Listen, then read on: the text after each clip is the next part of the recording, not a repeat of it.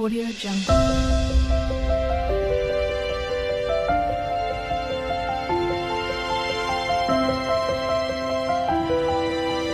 Audio Jungle.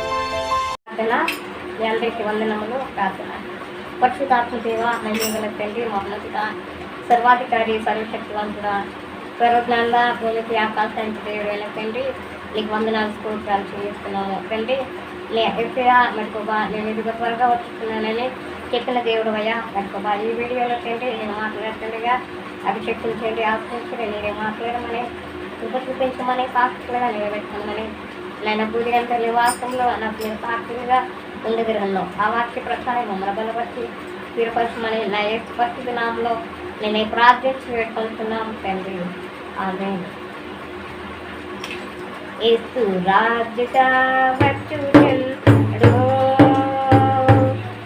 భూలోకమంతా తెలుసుకుంటాడు. యేసు రాజుగా వచ్చుచున్నాడు, భూలోకమంతా తెలుసుకుంటాడు. రవి కోటి తేజుడు రమ్యమైన దేవుడు, రవి కోటి తేజుడు రమ్యమైన దేవుడు రారాజుగా వచ్చుచున్నాడు, రారాజుగా వచ్చుచున్నాడు. యేసు రాజుగా వచ్చుచున్నాడు, భూలోకమంతా తెలుసుకుంటారు. యేసు రాజుగా వచ్చుచున్నాడు, భూలోకమంతా తెలుసుకుంటారు. రవి కోటి తేజుడు రమ్యమైన దేవుడు, రవి కోటి తేజుడు రమ్యమైన దేవుడు రారాజుగా వచ్చుచున్నాడు, రారాజుగా వచ్చుచున్నాడు. హల్లెలూయా.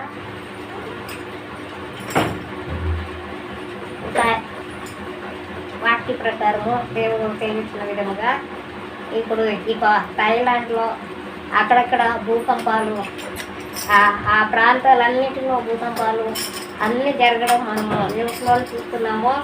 యేసు ప్రభు కూడా ముందుగానే అందరితో వాక్యం ద్వారా ఆయన తెలివించాడు, మాట్లాడాడు. నేను వచ్చే సూచనలు ఇలా ఉంటాయి. నేను మత్తయి సువార్తలోను మార్కు సువార్తలోను ఆయన అందరితో చెప్పాడు.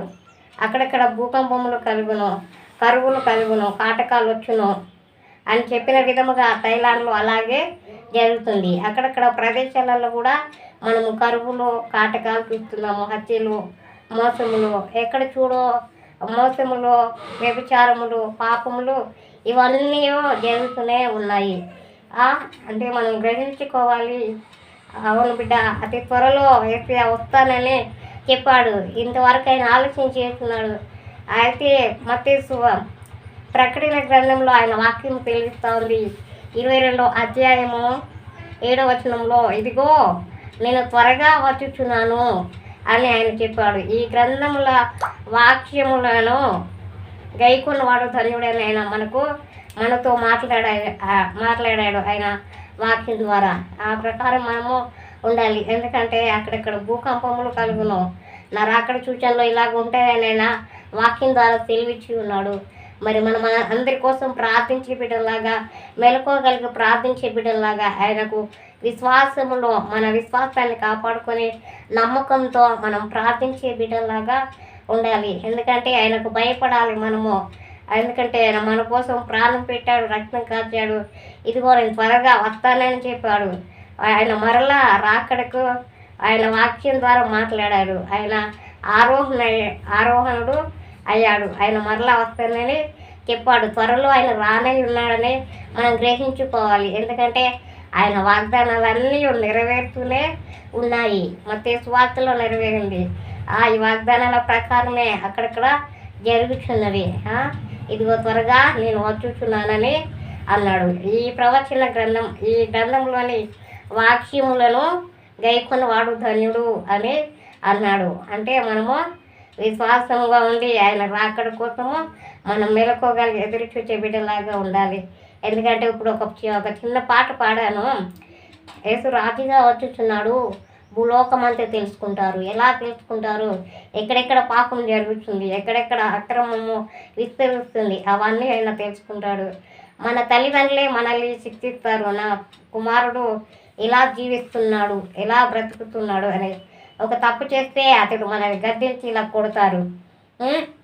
అలాగే యేసయ్య కూడా వచ్చినప్పుడు మన ఏంటిది మన గురించి తెలుసుకుంటారు. తెలుసుకొని ఒక్కొక్క వాళ్ళని క్రియల చొప్పున వాళ్ళకి ప్రతిఫలం ఇస్తానని ఆయన చెప్పాడు. అందుకోసమనే మనం భయభక్తులు కలిగి ఉండాలి. ఈ లోక తల్లిదండ్రులకే మనం భయపడుతున్నాము. ఆ తల్లిదండ్రులను కూడా మీరు సన్మానించాలని చెప్పాడు. మన తండ్రిని సన్మానించాలి. ఇంకా మన తల్లిదండ్రులను సన్మానించమన్న చెప్పిన మన పరమ తల్లిని కూడా మనము సన్మానించాలంటే చాలవలు కప్పడము కాదు, బంగారం ఉంగరం పెట్టడం కాదు, కానీ ఆయనకు భయపడి ఆయనకు మొరపెట్టి ప్రార్థించే బిడ్డలాగా ఉండాలి. అక్కడక్కడ రాకడ సూచనలు కనబడుతున్నాయి కాబట్టి వారందరి కొరకు మనము ప్రార్థన చేయమని మన యేసయ్య మనతో చెప్పాడు. మీరు మెలకువగలిగి ప్రార్థన చేయమన్నాడు. ఆనాడు శిష్యులు వాక్యంలో బైబిల్లో వారు దేవుడు ఆరోహణము అయినప్పుడు వారందరూ కలిసి మేడగది మీదకి వెళ్ళి అక్కడ అందరు కలిసి మెలకువగలిగి ఎడతెగకుండా ప్రార్థన చేస్తున్నారు. ఆ ప్రకారమే మనం కూడా ఎడతెగకుండా మన రాష్ట్రాల కోసము, మన జిల్లాల కోసం, మన ప్రాంతాల కోసము, మన దేశాల కోసం మనము ప్రార్థించే బిడ్డలాగా ఉండాలి. అక్కడ థాయిలాండ్లో ఇలాగ జరుగుతున్నది. వీడియో చూద్దాము. మయన్మార్, థాయిలాండ్లను పెను భూకంపాలు కుదిపేశాయి. మయన్మార్లో 12 నిమిషాల వ్యవధిలో సంభవించిన 2 భూకంపాలు భారీ విధ్వంసం సృష్టించాయి. ఇప్పటి వరకు మయన్మార్లో 55 మంది చనిపోగా వందల మంది గాయపడినట్లు తెలుస్తోంది. అయితే మృతుల సంఖ్య అంతకు అనేక రెట్లు ఎక్కువగా ఉండే ప్రమాదం ఉన్నట్లు తెలుస్తోంది. పొరుగున ఉన్న థాయిలాండ్ రాజధాని బ్యాంకాక్లోనూ 3 మృతి చెందారు. భూకంపం తీవ్రతకు అనేక భవనాలు నేలకొరిగాయి. సమీప ప్రాంతాల కూలీలు, ప్రజలు భయంతో పరుగులు తీశారు. మయన్మార్లోని 6 రీజియన్లతో పాటు థాయిలాండ్లో అత్యవసర పరిస్థితి విధించారు. మానవతా సాయం అందించాలని మయన్మార్ మిలిటరీ పాలకులు అంతర్జాతీయ సమాజాన్ని అర్థించారు. మయన్మార్లో 12 నిమిషాల వ్యవధిలో సంభవించిన 2 భారీ భూకంపాలు భారీ నష్టాన్ని మిగిల్చాయి. రిక్టర్ స్కేలుపై మొదటి భూకంపం తీవ్రత 7.7గా, రెండో భూకంపం తీవ్రత 6.4గా నమోదైంది. ఇప్పటి వరకు 55 మంది చనిపోయినట్లు సమాచారం. అయితే మృతుల సంఖ్య అంతకు అనేక రెట్లు ఎక్కువగా ఉండే ప్రమాదం ఉన్నట్లు తెలుస్తోంది. మయన్మార్లోని ఆసుపత్రి శవాల దిబ్బను తలపిస్తోంది. పొరుగున ఉన్న థాయిలాండ్ రాజధాని బ్యాంకాక్లో భూకంప తీవ్రత రిక్టర్ స్కేలుపై 7.3గా రికార్డయింది. మయన్మార్లోని సాగింగ్ నగరానికి 16 కిలోమీటర్ల దూరంలో భూకంప కేంద్రం ఉన్నట్లు గుర్తించారు. 10 కిలోమీటర్ల లోతు నుంచి భూకంపం సంభవించినట్లు అమెరికా భూభౌతిక విభాగం ప్రకటించింది. భూకంపం ధాటికి మయన్మార్లో అనేక ఎత్తైన భవనాలతో పాటు మాండలే నగరంలోని ఐవా ఐకానిక్ వంతెన నదిలో కుప్పకూలింది. మాండలే, సాగింగ్ నగరాల్లో విద్యుత్ సరఫరా నిలిచిపోవడంతో పాటు టెలిఫోన్ స్తంభాలు నేలకొరిగినట్లు రెడ్ క్రాస్ ప్రకటించింది. విద్యుత్ సరఫరా లేకపోవడం వల్ల సహాయక చర్యలకు ఆటంకంగా మారినట్లు తెలిపింది. మయన్మార్లో చాలా చోట్ల గుళ్లు, గోపురాలు కుప్పకూలాయి. కొన్ని చోట్ల వంతెనలు కూలడంతో రాకపోకలు నిలిచిపోయాయి. రాజధాని నేపిడాలో రోడ్లు బీటలు వారాయి. కొన్ని ప్రజలు భయంతో బయటకు పరుగులు తీశారు. ప్రకంపనల ధాటికి అనేక భవనాలు ఊగిపోయాయి. బ్యాంకాక్లో నిర్మాణంలో ఉన్న 30 అంతస్తుల ప్రభుత్వ భవనం కుప్పకూలింది. ఈ ఘటనలో 3 కార్మికులు మృతి చెందగా మరో 90 మంది గల్లంతైనట్లు అధికారులు తెలిపారు. భూకంపం సంభవించినప్పుడు నిర్మాణంలో ఉన్న భవనంలో 300 మందికి పైగా కార్మికులు పనిచేస్తుండగా పలువురు తప్పించుకున్నట్లు చెప్పారు. ఓ భారీ భవంతి పై అంతస్తులో ఉన్న స్విమ్మింగ్ పూల్లోని నీరు జలపాతంలా జారింది. థాయిలాండ్లోని అనేక భవనాలు పేకమేడల్లా కూలిపోగా పలుచోట్ల రహదారులపై చీలికలు ఏర్పడ్డాయి. బ్యాంకాక్ విమానాశ్రయంలో కూడా ప్రకంపనలు రాగా అక్కడి నుంచి విమాన రాకపోకలు నిలిపేశారు. భూకంపం సంభవించే సమయానికి అక్కడ ఉన్న ప్రయాణికులు ప్రాణాలు అరచేత పెట్టుకుని బయటకు పరుగులు తీశారు. అయితే మనం న్యూస్లో చూసాము. ఆ ప్రకారమే ఆయన సెలవిచ్చిన ప్రకారం మార్కు సువార్త 13వ అధ్యాయము 7వ వచనంలో కూడా మీరు యుద్ధంలను గుర్చి, యుద్ధ సమాచారములను గుర్చి వెళ్దురు, అయితే మీరు కలవరపడుకుడి అంటుండ్రు. గాజాపై ఇజ్రాయెల్ మరోసారి భారీ స్థాయిలో విరుచుకుపడింది. వైమానిక దాడుల్లో మహిళలు, చిన్నారులు సహా 400 మందికి పైగా మృతి చెందారు. మిగతా బందీల విడుదలకు నిరాకరించినందునే హమాస్ స్థావరాలపై దాడులు చేపట్టినట్లు ఇజ్రాయెల్ ప్రధాని నెతన్యాహు తెలిపారు.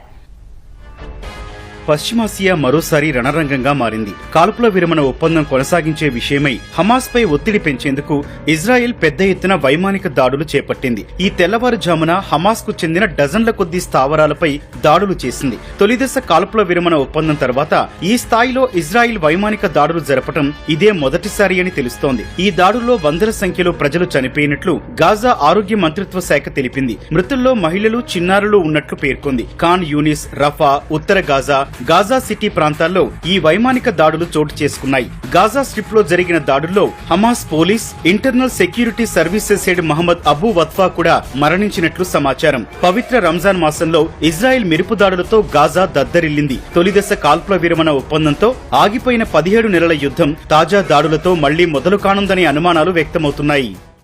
మనం కలవరపడకుండా ప్రార్థన చేయాలి.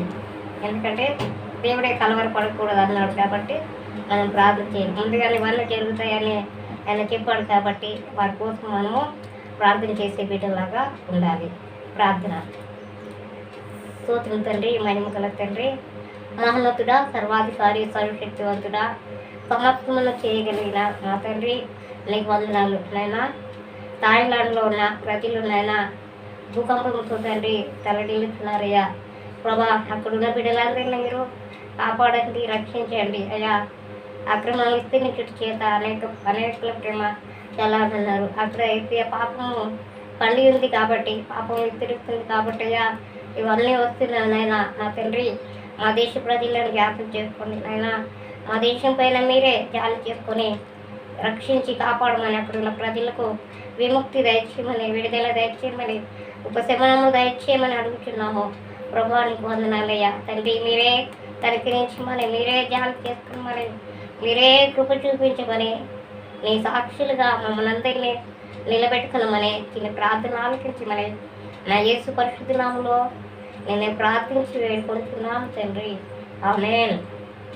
Praise the lord.